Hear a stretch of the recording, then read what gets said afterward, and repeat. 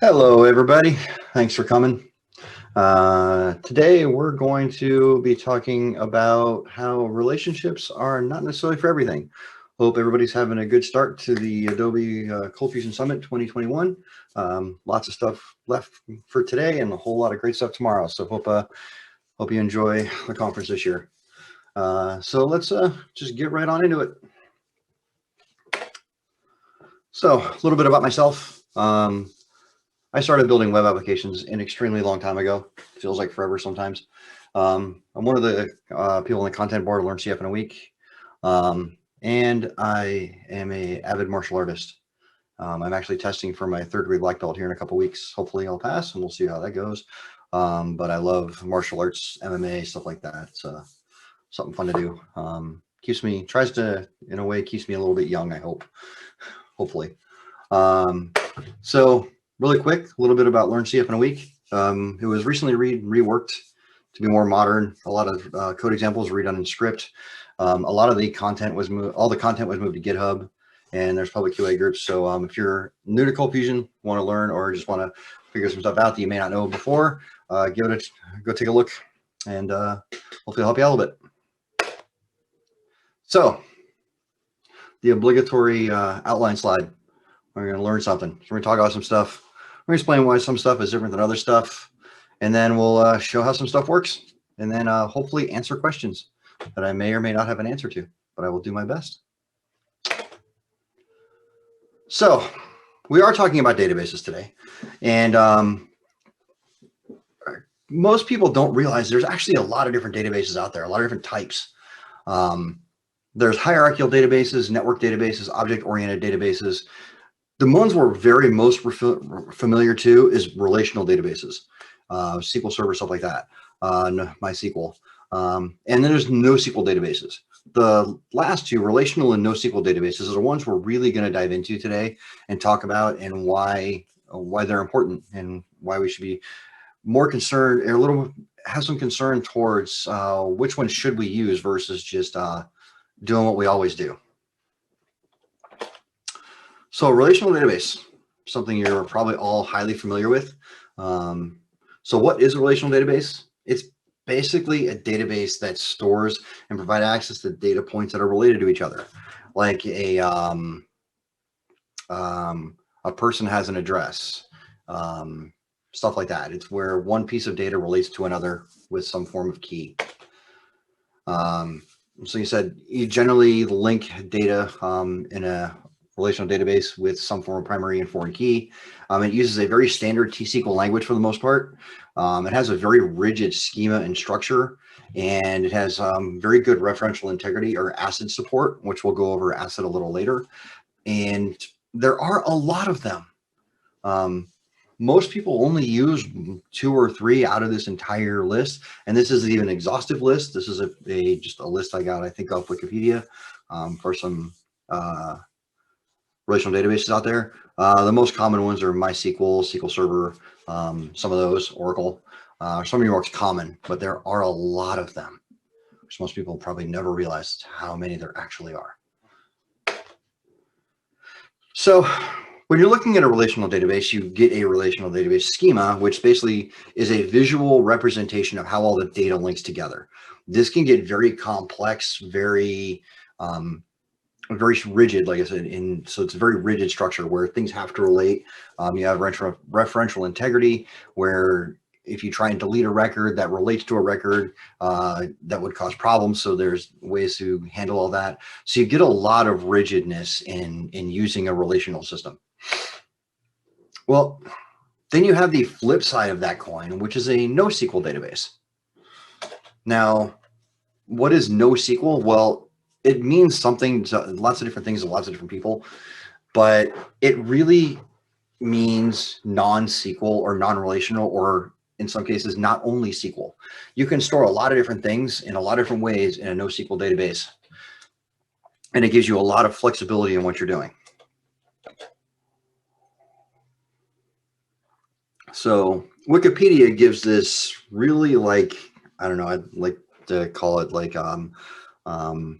mission statement almost for what NoSQL databases are.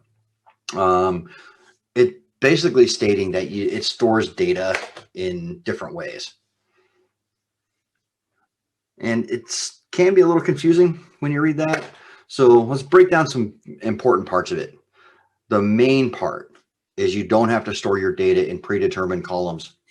It's not even any part of the requirement for a NoSQL database.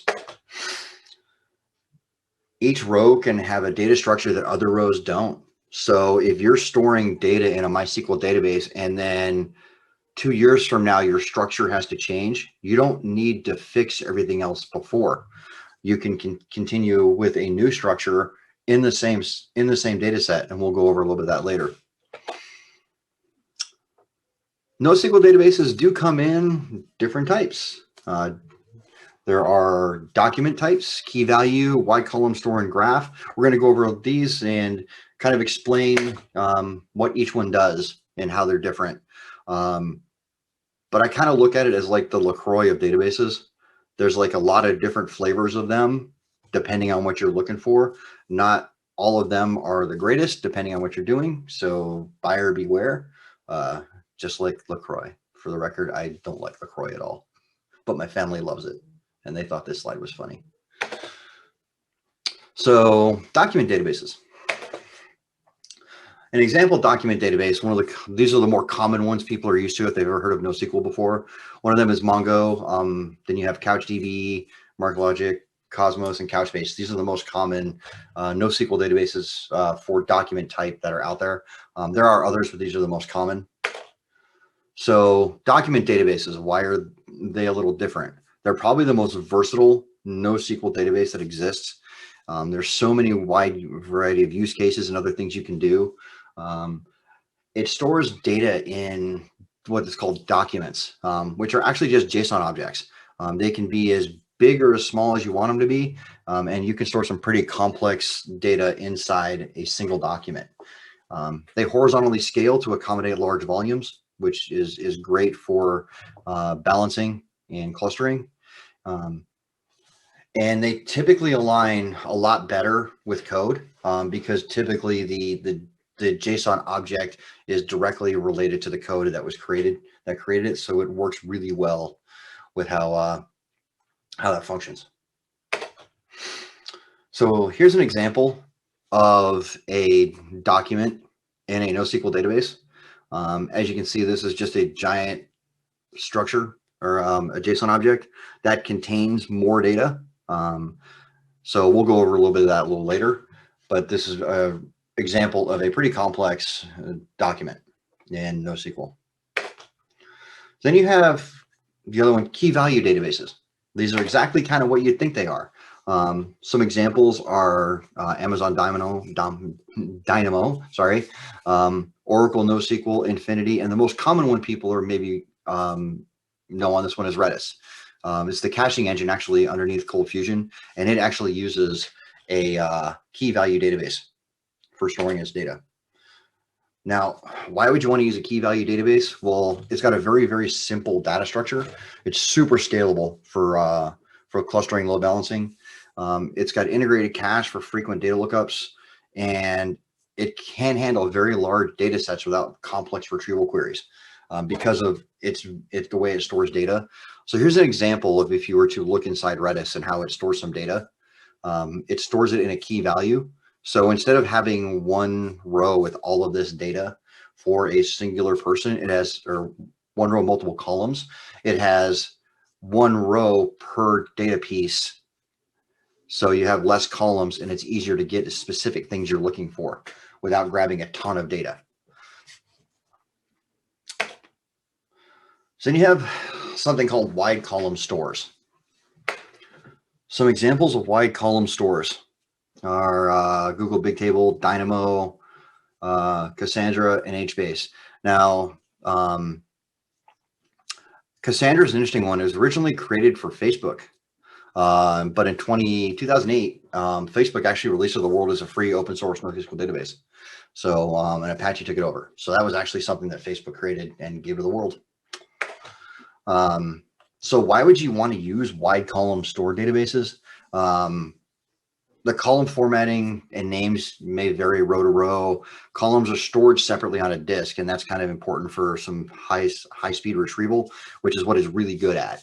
So the way it stores the data physically is different than the others. So when you're dealing with high volume retrieval, it works really, really well. So an example of a wide volume or a wide column data store. So on the left side, you would have your traditional table in a relational database. On the right is the two items on the right are the representation of that data in a wide column NoSQL database, where you have a lot of data duplication, a lot of different IDs referencing around to each other. But it allows you to slice that data apart in a way that allows you to store it in a different way, which is really, really good for some big volume, high speed retrievals. Then you have this weird thing called a graph database. Graph databases really make you look at data completely different because of how they work. Some examples of some database, one of the most common is Amazon Neptune, I think is the most commonly known. So why would you use a graph database? Well, graph databases are for intensive data relationship handling, where the relationships are the primary thing, not the data itself. So the relationships are the first-class citizen in this database type. The structure and schema of the graph model can flex as application and things change because the relationships are the first-class citizen. So you can create new relationships and move your data around very easily without destroying a lot of things.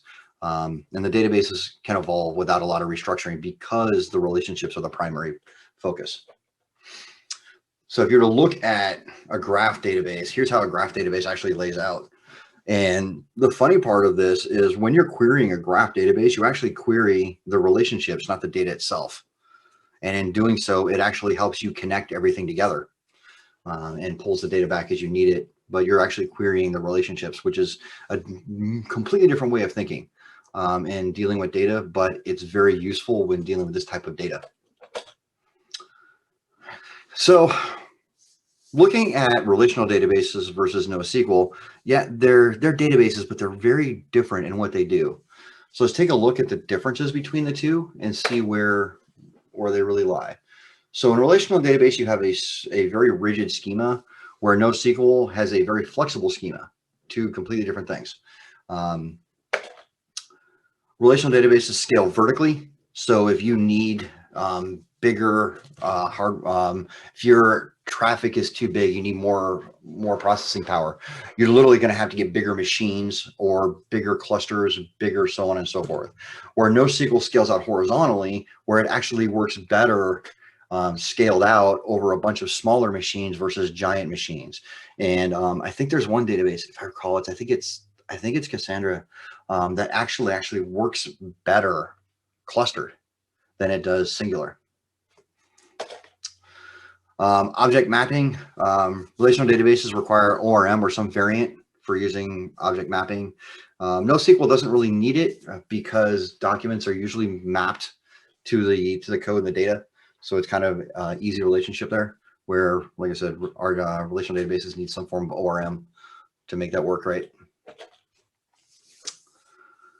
Server clustering. So relational databases are a little more cumbersome to set up. Usually only set up for fault tolerance if it's even done at all, where NoSQL is comparatively easy. And like I said, Cassandra is the prime example here, where it actually works better clustered. Actually, the more clusters you can give to a Cassandra instance, the faster it'll actually work, because it was designed that way from the start. It was designed to be clustered. So since it's designed as a clustered setup, it works so much better that way. And most often than not, people that are setting up relational databases and are doing fault tolerance and failover, stuff like that, they're setting up from the start, and trying to add something like that in later becomes very complicated. Where with some of the NoSQL instances, trying to move them to Clustering is fairly simple with setting up a new server and then pointing them at each other. It comes pretty easy versus something like relational, where you may have to have watcher databases and other stuff, clusters, a little more complicated, a little more cumbersome. So if you're trying to figure out, what do I need to use? Or what should I use? What I am doing is what is the right database for that?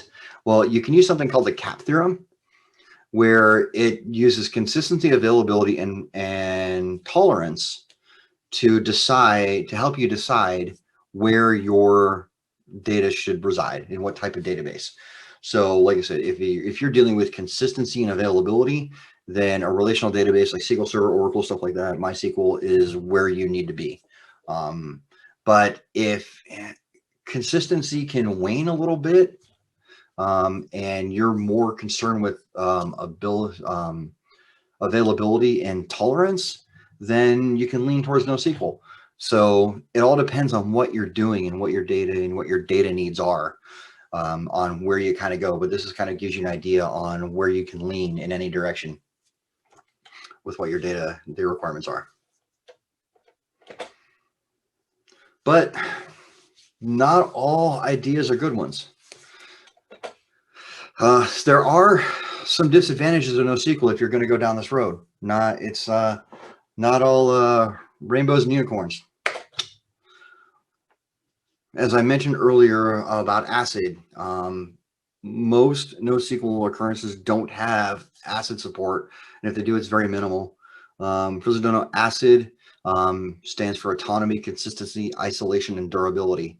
It basically means if I'm going to put some data in the database, can the database guarantee that that data is going to get there and stay there? So with the way NoSQL works in some clustering aspects and things like that, it's not always a guarantee that the data is going to get there. Where NoSQL or MySQL and SQL Server, those type of databases have a lot very ingrained ACID support. So when you write a record, you know it's going to get there. NoSQL is not written anything like SQL at all. We'll show you some examples later, but it's different. You just can't change your database to point to NoSQL and then everything works. Your SQL is not even T-SQL. It's completely different. So it's a little different. So there are some challenges there. If you're using NoSQL because of their non-relational data, you can run into occurrences where, depending on what you're storing, you could get some extremely large databases in a short amount of time.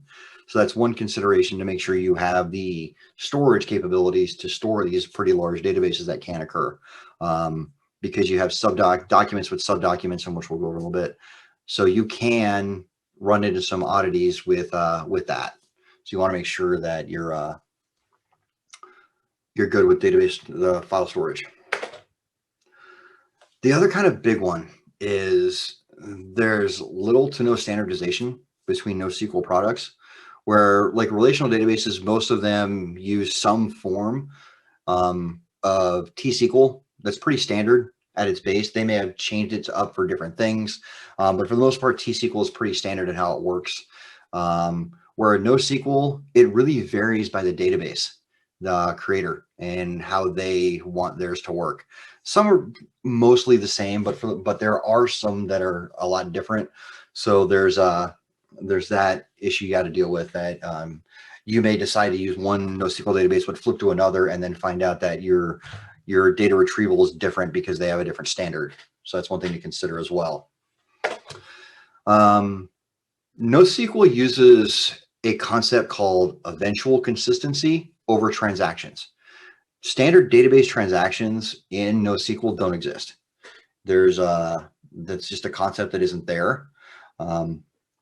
They use a thing called eventual consistency. Means I'm going to write some data, and it will eventually make it to the clusters that are out there, but there's no guarantee it's going to make it there. That's where the lack of ACID support hits. So eventual consistency kind of guarantees that all the updates will reach the replicas after a certain delay, but the initial whatever it was that wrote the data isn't going to know if all that made it. So there's that really to take into consideration in your data integrity model. So new achievement unlocked, buzzkill. So is using NoSQL for you, for me, for anybody? Well, it depends. It really does. If you're using these types of systems, you probably want to avoid NoSQL. These really aren't the best use cases for NoSQL. One of them is banking, again, due to asset support. You really want to make sure that you can guarantee that data records are there. Whenever you're dealing with money in any sense, you want to make sure that the records for that money don't vanish. So you want to make sure you're using something that is very rigid and asset support for that. Online gaming is another one that may or may not work right. Rights management due to just relational aspects that have to stay relational.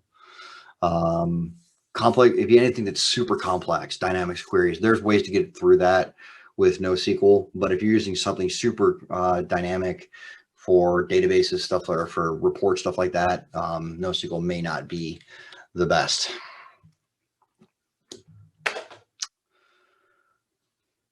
So you're probably saying, why would I change anything? What we're doing is fine. Well, just because we've been doing it doesn't mean we can't look at something different. And that's kind of what this whole thing is about, is not doing something just because we've always done it that way doesn't mean it's the best option. We need to always look at what else is out there and other options to maybe make what we're trying to do better.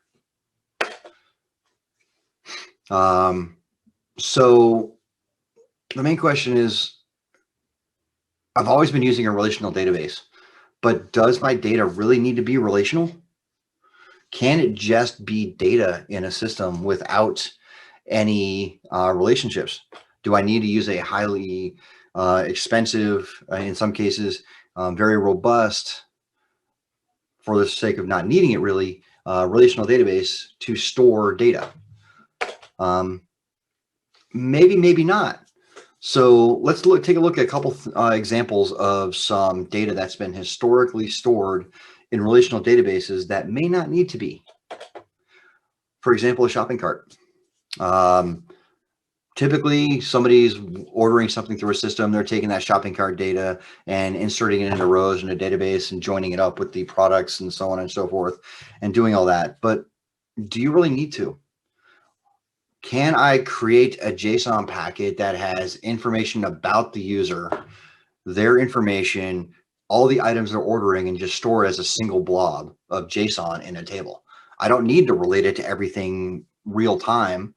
I just want to grab what they're ordering. So why do I need to use a super complex relational system to just store a ton of data that may, in fact, just be deleted at the end of the day?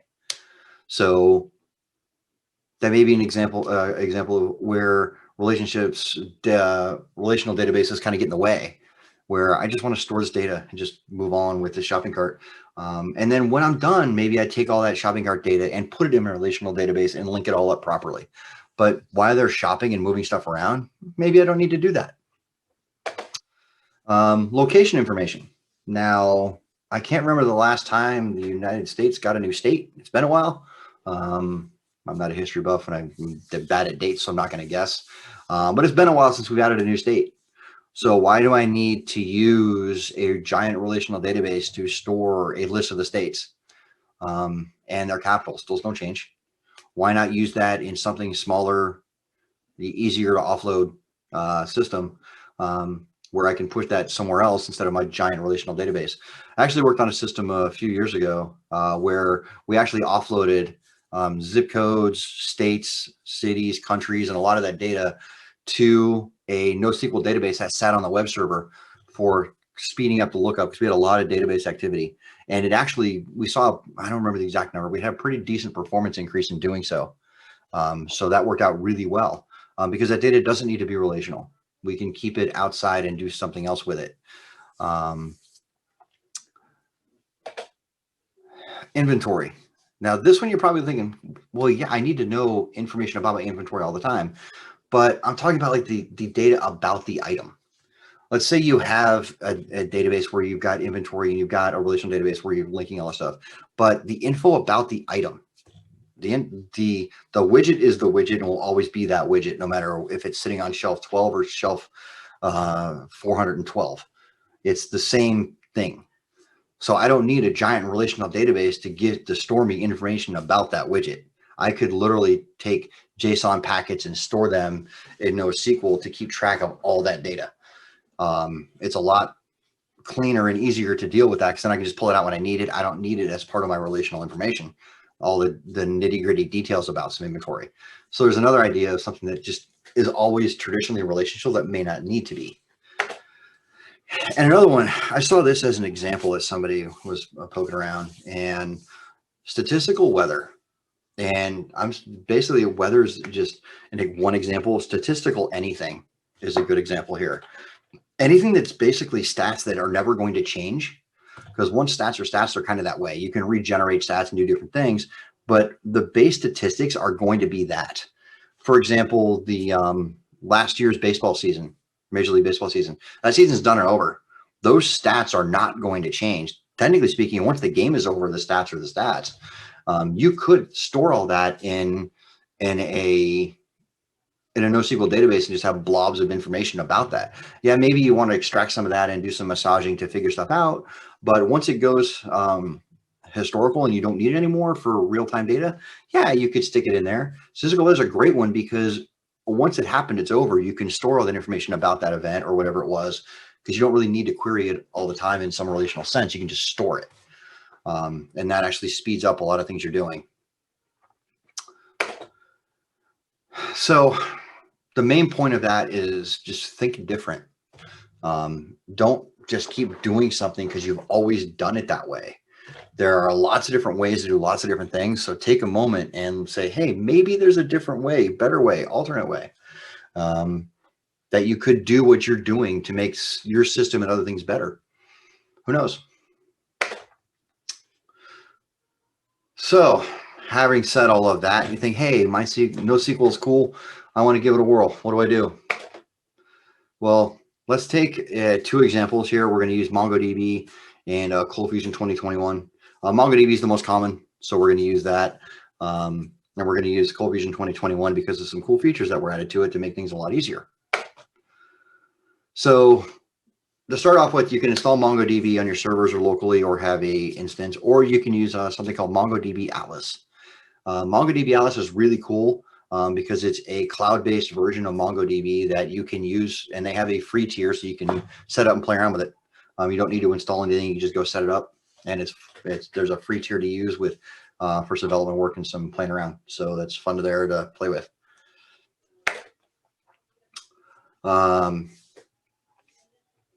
MongoDB Atlas, like I said, cloud, service across AWS, Azure, Google Cloud, free tier, give it a swirl. So first thing you need to do, in ColdFusion 2021, they changed things so it's got a package manager now. So you need to use the package manager to install MongoDB package. It's not there by default. So to do that, if you go to the ColdFusion administrator, there's now a NoSQL data sources section for data sources. It'll tell you if it's not installed, and it'll tell you what to do. So you load up the package manager and just run install cf MongoDB, and you're good to go.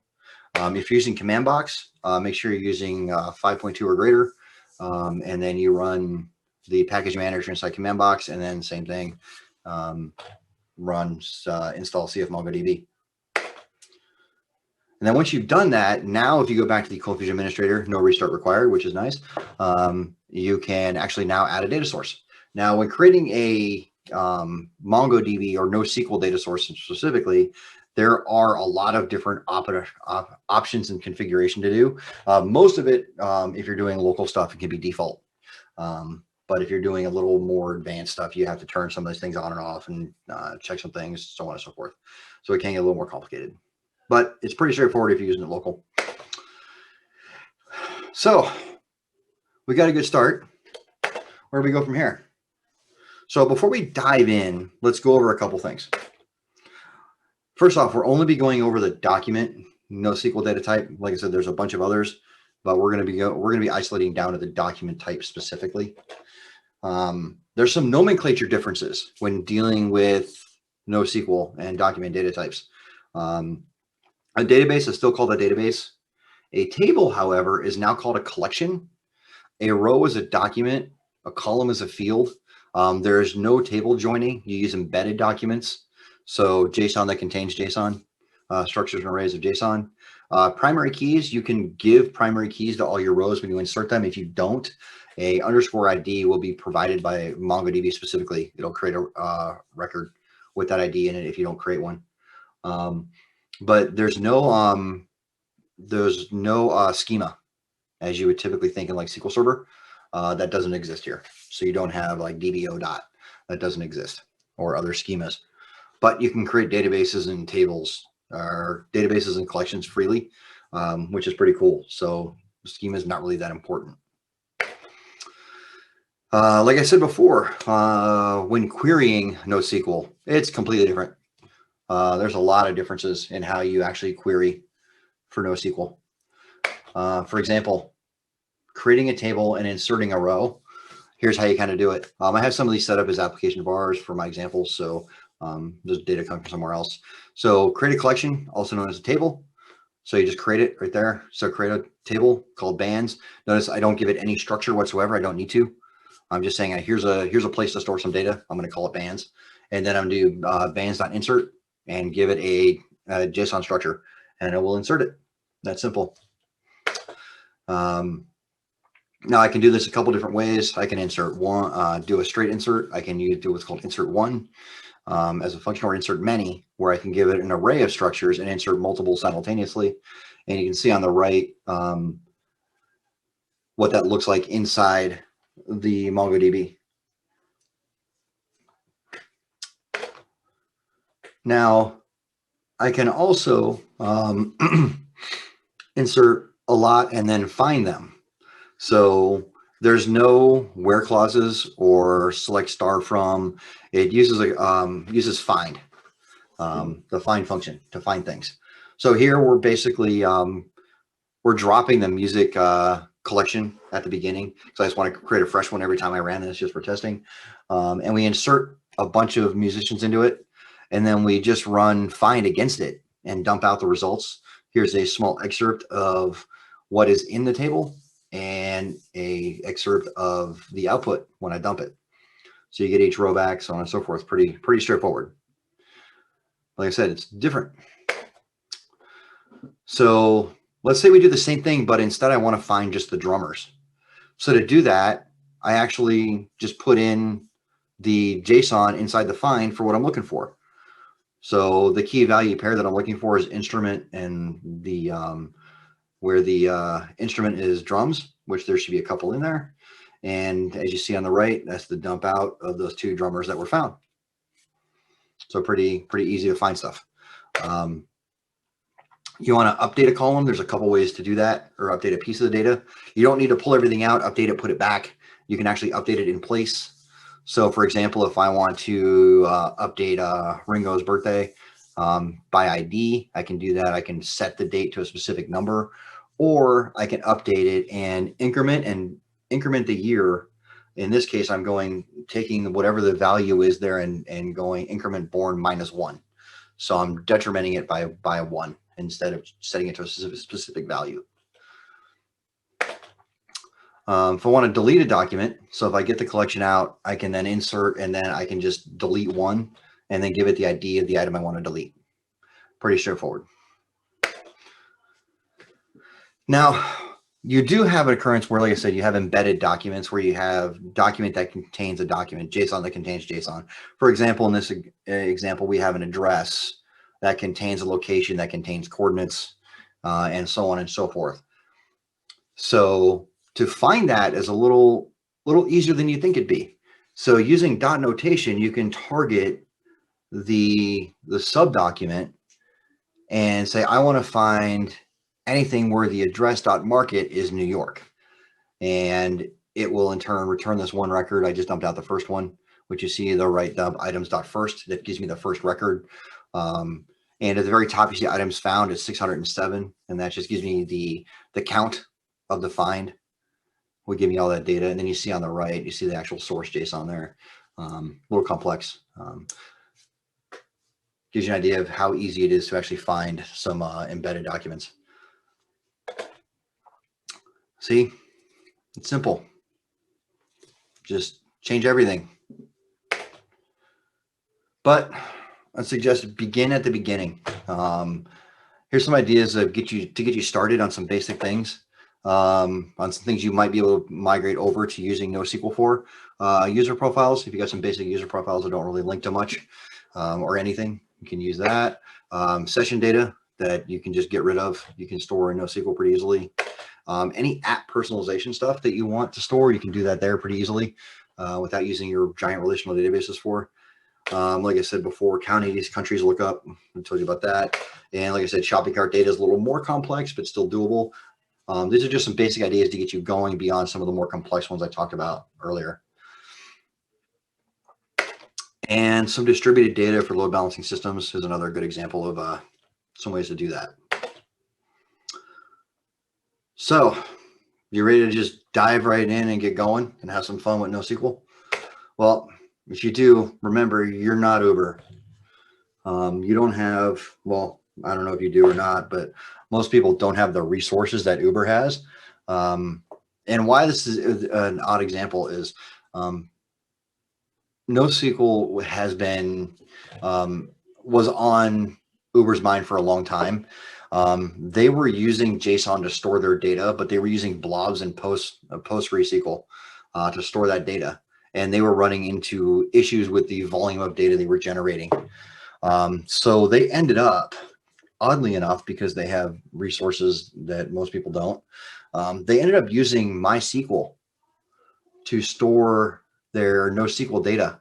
But they actually modified MySQL to work more like a NoSQL database, which is interesting. Instead of using a predetermined NoSQL database, they kind of modified MySQL to do it. So remember, when you're going to take the plunge, we're not Uber. Maybe you are, I don't know. If you're not, set your expectations. And so the big changes like this take time. Switching over to something that you're just so used to doing is not something you're going to do overnight. Think it out. Don't just rush into it. Play around with something. Start with something small. Expand from there. Use something small to get used to it, because querying NoSQL is different.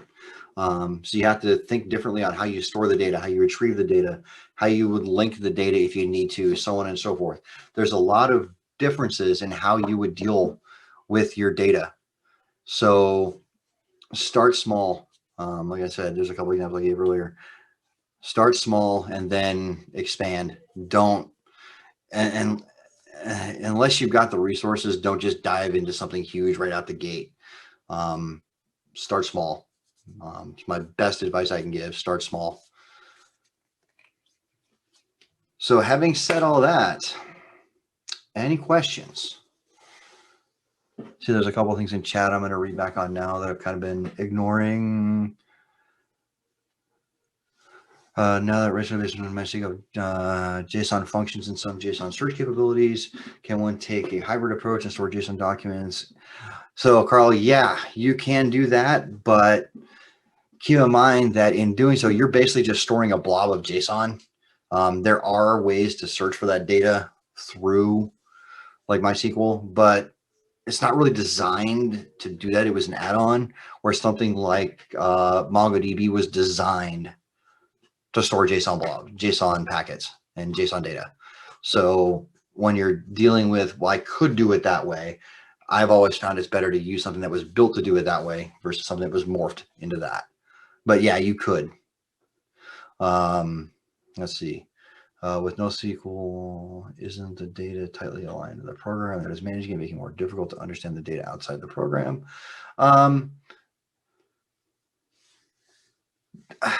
So the question was, with NoSQL, isn't the data tightly aligned to the program that is managing it, making it more difficult to understand the data outside of the program? That can be true. However, most JSON that I've seen Not all, but most JSON that I've seen is very well documented by not using shorthand for names and things like that. So you could theoretically look at JSON data and kind of understand what it's for without needing the program that built it to understand it. It's pretty self-documenting as long as it's not written poorly.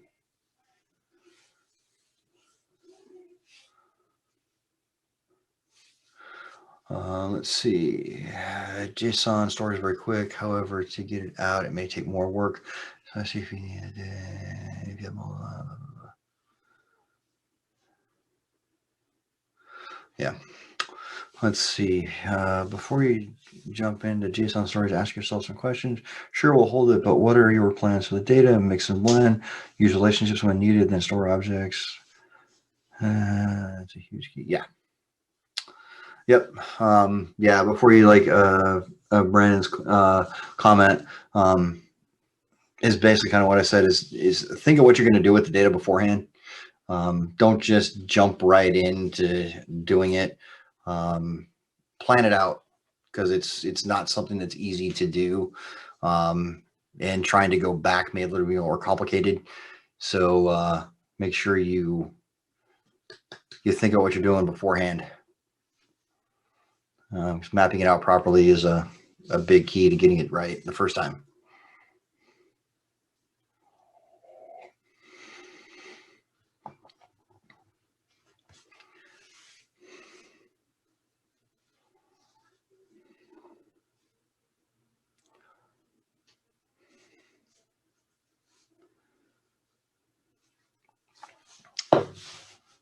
Yeah, good point, Brandon. Yeah, if you're going to do if you're just pulling it out to look at it, that's one thing. If you're doing some math with it, report stuff like that, JSON probably is not the best idea. Definitely, it's good for just storing some data, getting it back, and looking at that data. Like, for example, if you want another great example of using NoSQL is storing a moment in time. Let's say you have a system where, I don't know, what could be a good example? Let's see an insurance claim as an example. Once that claim is done, it's done. It's all completed, as far as I know. You then can literally snapshot the data and store it as NoSQL and not have your massive MySQL data or whatever relational database storing it. You could literally grab a moment in time of all that data and store it off. And then now you just need to retrieve it. So stuff like that, historical snapshots of data that don't need to be in your face in your relational database, choke it up all the time. Yeah, SQL pivot tables, those are fun.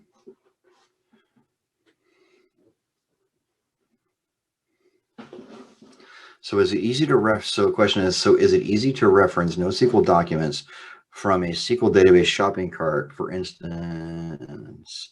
Might be a mix of the two. Yeah, the example I've seen is where the shopping cart itself was stored as JSON in a NoSQL database. And then once they went to order, it was then merged into their relational database system. So it was kept outside of there. And then once they ordered it, it was all pushed in. Made it a little easier to deal with the real-time data part. Anybody else have any more questions? Let's see, I know SQL and I'm lazy and do not want to rewrite applications to read JSON objects. You'd have to use JSON for every other service on the planet.